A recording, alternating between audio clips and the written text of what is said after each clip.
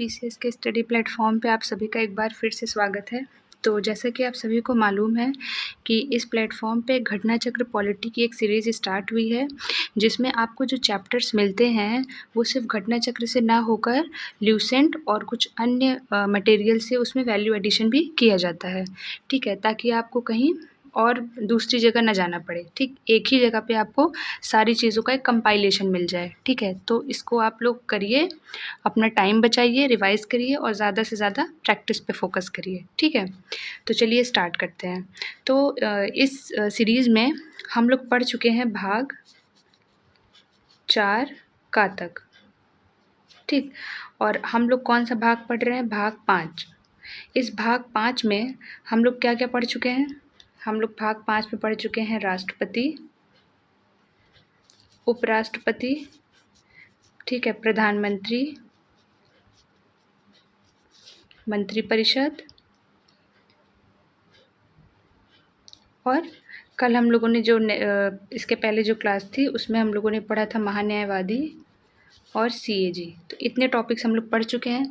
तो I hope कि आप लोगों ने इन टॉपिक्स को अच्छे से किया होगा। उसके बाद घटना चक्र के क्वेश्चन सॉल्व किए होंगे और पीवाईक्यू भी सॉल्व किया होगा। ठीक, चलिए, तो अब जो नेक्स्ट है वो है हमारा संघीय संसद। ठीक, तो संघीय संसद के बारे में बात की गई है आर्टिकल 79 में। ठीक, आर्टिकल 79 में ये कहा गया है कि संघीय संसद के 3 पार्ट होंगे। ठीक है, कौन कौन होंगे संघीय संसद में?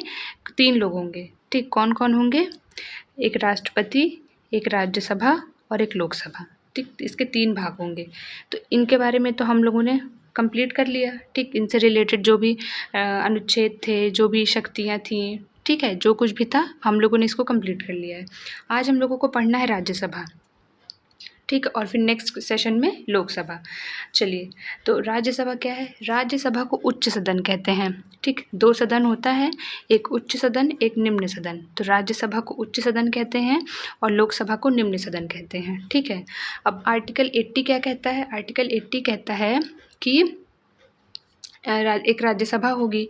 ठीक है, और इस राज्यसभा का गठन कब हुआ था? इस राज्यसभा का गठन हुआ था ये है, इस राज्यसभा का गठन हुआ था 3 अप्रैल 1952 को इसका गठन हुआ था और इसकी पहली बैठक कब हुई थी? 13 मई 1952 को। ठीक है, 13 मई 1952 को इसकी पहली बैठक हुई थी और इसका गठन हुआ था 3 अप्रैल 1952 को। इसको याद रखिएगा। अच्छा, कितने सदस्य होते हैं? तो राज्यसभा में जो अधिकतम सदस्यों की संख्या होती है वो होती है 250। ठीक, मैक्सिमम इतने सदस्य हो सकते हैं। ठीक, इससे ज़्यादा नहीं हो सकते, कम हो सकते हैं। ठीक, तो 250 में से इस 250 सदस्यों को 2 पार्ट में बांट दिया गया है। इसमें से 238 सदस्य जो होंगे वो निर्वाचित होंगे और जो 12 सदस्य होंगे वो राष्ट्रपति के द्वारा मनोनीत किए जाएंगे। ठीक, ये फिक्स होंगे, इनके संख्या में कमी नहीं होगी। जो भी कमी होगी, जैसे मान लीजिए अधिकतम 250 है, मान लीजिए कभी 245 हो गया, ठीक है, या 248 हो गया, तो जो भी ऊपर नीचे होगा इसमें होगा। ठीक, इसमें नहीं, क्योंकि ये फिक्स है। तो अब वर्तमान की अगर हम लोग बात करें तो वर्तमान में कितने हैं टोटल सदस्य? 245। 245 में से 233 सदस्यों का निर्वाचन होता है और 12 सदस्यों को राष्ट्रपति मनोनीत करता है। तो अब ये देखते हैं कि ये 12 सदस्य होते कौन लोग एलिजिबल होते हैं इसके लिए।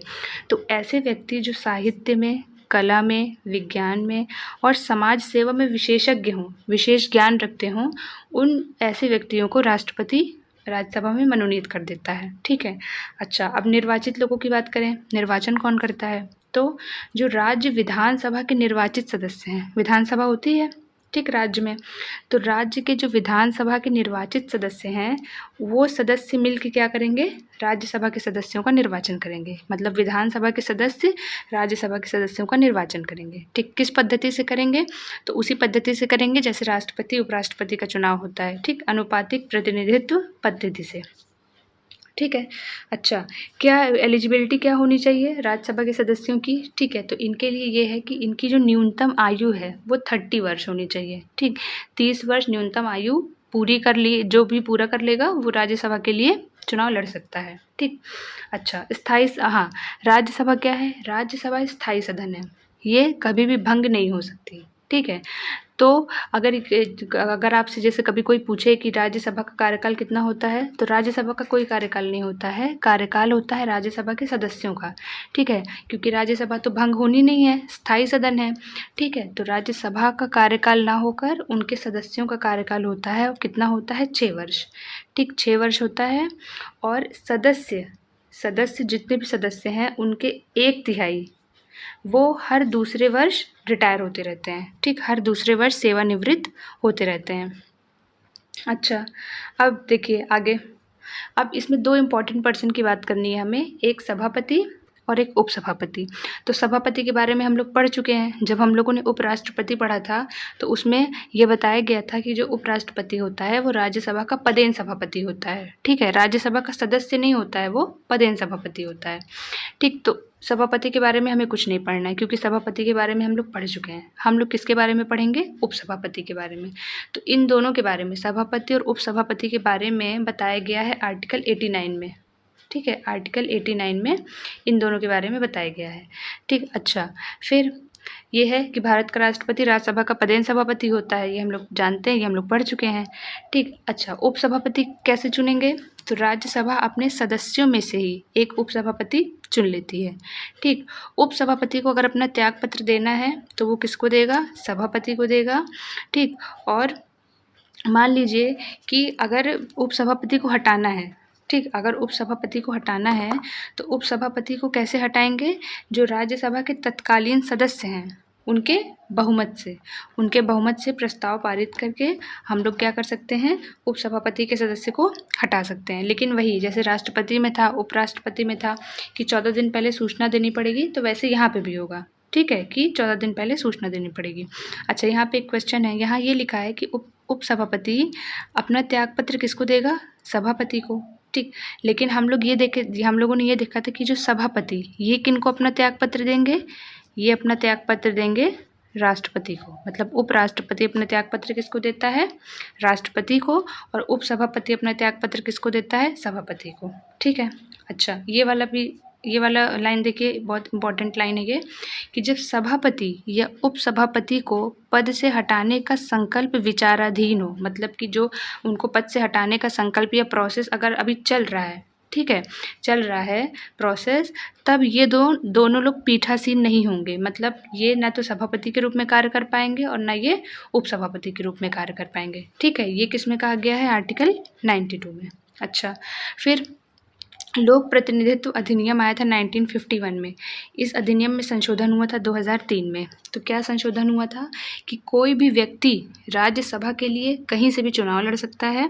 अगर उसने, मान लीजिए कि उसको किसी और राज्य क्षेत्र से चुनाव लड़ना है और उसका पंजीकरण किसी और राज्य क्षेत्र में है, ठीक, तो वो चुनाव लड़ सकता है। ऐसा बिल्कुल भी ज़रूरी नहीं है कि जिस राज्य क्षेत्र में उसका पंजीकरण है सिर्फ वो वहीं से चुनाव लड़ सकता है, ठीक। तो ये संशोधन किया गया था 2003 में। अच्छा, फिर जो मंत्रिपरिषद है वो राज्यसभा के प्रति उत्तरदायी नहीं होती है, मंत्रिपरिषद सिर्फ और सिर्फ लोकसभा के प्रति उत्तरदायी होती है। तो यहाँ पे हम लोग 2 चीज़ देखेंगे कि किन किन केसेस में, किस मामले में राज्यसभा को लोकसभा से कम शक्ति प्राप्त है और किस मामले में राज्यसभा को ज़्यादा शक्ति प्राप्त है। तो पहला हमने देखा कि जो मंत्रिपरिषद है वो राज्यसभा के प्रति उत्तरदायी नहीं होती है। दूसरा, धन विधेयक को राज्यसभा में ही पुनः स्थापित नहीं किया जा सकता, सिर्फ कहाँ स्थापित किया जा सकता है, लोकसभा में, ठीक। अच्छा, मान लीजिए कि लोकसभा से पारित होके धन विधेयक गया राज्यसभा में, ठीक है, सभा में गया, तो राज्यसभा को ये बिल्कुल अधिकार नहीं होगा कि वो उसमें संशोधन करे, ठीक। राज्यसभा को बस इतना अधिकार होगा कि वो कुछ सिफारिश करे, ठीक है। राज्यसभा को सिर्फ और सिर्फ सिफारिश का अधिकार है और ये लोकसभा के ऊपर है कि उसकी सिफारिश को मानती है या नहीं, ठीक। तो राज्यसभा धन विधेयक को ना तो पुनः स्थापित कर सकती है और ना ही अस्वीकार कर सकती है। अच्छा, मान लीजिए राज्यसभा ने अपने पास धन विधेयक को रखा और कोई जवाब नहीं दिया, तो 14 दिन तक वेट किया जाएगा। लोकसभा 14 दिन तक वेट करेगी। 14 दिन के बाद अगर राज्यसभा ने कोई जवाब नहीं दिया धन विधेयक के मामले में, तो धन विधेयक को पारित मान लिया जाएगा, ठीक है, चाहे राज्यसभा उस पर अपना कोई स्टेटमेंट दे, संशोधन करे या ना करे, ठीक। चलिए आगे क्या है। अब देखिए आर्टिकल 249 क्या कहता है। आर्टिकल 249 कहता है कि अगर राज्यसभा उपस्थित और मत देने वाले सदस्यों के 2/3 बहुमत से प्रस्ताव पारित कर दे और ये घोषित कर दे कि राज्य सूची का कोई ऐसा विषय जो राष्ट्रीय महत्व का है, ठीक है, पूरे राष्ट्रीय महत्व का है, तो संसद उस विषय पर अस्थायी कानून, मतलब कि है किसका, राज्य सूची का, तो कानून किसको बनाना चाहिए था, राज्यसभा को, ठीक। लेकिन अगर राज्यसभा खुद प्रस्ताव पारित कर दे 2/3 बहुमत से, तो उस विषय पर संसद अस्थायी कानून बना सकता है कुछ समय के लिए, ठीक है। अच्छा, फिर आर्टिकल 250 देखिए। 250 क्या कहता है कि अगर मान लीजिए आपातकाल है, तो आपातकाल की स्थिति में राज्य सूची के जितने भी विषय हैं, राज्य सूची पर कानून बनाने की शक्ति किसको हो जाएगी, संसद को, ठीक। पूरी राज्य सूची किसके अधीन आ जाएगी, संसद के अधीन आ जाएगी। और जो भी कानून बनाएगा संसद, वो कब तक प्रभावी रहेगा, तो जब आपातकाल समाप्त हो जाएगा, तो आपातकाल के समाप्ति के 6 महीने तक वो प्रभावी रहेगा। उसके बाद वो कानून स्वतः ही समाप्त हो जाएगा। उसके बाद ये अधिकार फिर से किसको मिल जाएगा, राज्यसभा को। फिर आर्टिकल 252 क्या कहता है कि अगर 2 या 2 से अधिक राज्यों की विधानमंडल, ठीक, विधानमंडल अगर ये प्रस्ताव पारित कर दें कि राज्य सूची के विषय पर संसद कानून बनाए, तो संसद कानून बना सकती है। मतलब राज्यसभा अगर प्रस्ताव पारित कर दे बहुमत से, तब भी बना सकती है, विधानमंडल पारित कर दें तब भी बना सकती है, और आपातकाल लगेगा तब भी बना सकती है, ठीक। 253 क्या कहता है कि संसद, मान लीजिए किसी दूसरे देश के साथ संसद को संधि करनी है या समझौता करना है, तो और किसी भी कोई एक ऐसा विषय है जिस पे उसको कानून बनाना ज़रूरी है, तो संसद क्या कर सकती है, कानून बना सकती है, ठीक। ये हो गया। अच्छा, हमने कहा था ना कि ये देखिएगा कि राज्यसभा को किसमें अनन्य अधिकार है, तो अखिल भारतीय जो सेवाएं हैं, जो यूपीएससी, आईएएस, पीसीएस वगैरह होता है, सेवाओं में राज्यसभा का जो अधिकार होता है वो अनन्य होता है, ठीक। अच्छा, इसके बाद राष्ट्रपति साल में 2 बार अधिवेशन को आहूत कर सकता है, ठीक। और इन दोनों अधिवेशन के बीच में 6 महीने से ज़्यादा का अंतर नहीं होना चाहिए, तभी 2 अधिवेशन हो पाएगा एक साल में, ठीक। अच्छा, नेक्स्ट। अच्छा, अब देखिए किन किन केंद्र शासित प्रदेशों के प्रतिनिधि को राज्यसभा में वो प्राप्त है, मतलब राज्यसभा में उनको सीटें दी गई है, तो किसको किसको दिया गया है, किस किस जगह के प्रतिनिधि शामिल हो सकते हैं, दिल्ली के, पुदुचेरी के और जम्मू कश्मीर के, सिर्फ 3 ही यूटीज़ को भी शामिल किया गया है, ठीक। उसके बाद देखिए, उसके बाद है, हाँ, कुछ एक इम्पॉर्टेंट पॉइंट है कि ऐसे सदस्य, ये क्वेश्चन आता है इस टाइप का कि राज्यसभा के ऐसे सदस्य जो प्रधानमंत्री बने, तो कौन कौन थे, इंदिरा गांधी थी, HD देवगौड़ा जी थे, IK गुजराल और मनमोहन सिंह, ठीक। ये नाम आपको याद रखना है कि ये वो सदस्य हैं राज्यसभा के जो प्रधानमंत्री बने, ठीक है। अच्छा, उसके बाद एक और पॉइंट बाकी है इसमें, हाँ, यहाँ पे यूपी में राज्यसभा की कितनी सीटें हैं, तो 31, इसको याद रखिएगा। फिर जब हम लोग लोकसभा पढ़ेंगे तो लोकसभा में भी बताया जाएगा, अभी बस ध्यान रखिए कि कितनी सीटें हैं, 31, ठीक। तो ये था आपका संघीय संसद में राष्ट्रपति के बाद राज्यसभा, और अब हम लोग नेक्स्ट सेक्शन में पढ़ेंगे लोकसभा। तो इसको आप लोग ध्यान से पढ़िए, ठीक। 2-3 बार क्लास को देखिए, याद करिए चीज़ों को, और फिर क्वेश्चन सॉल्व करिए। Thank you.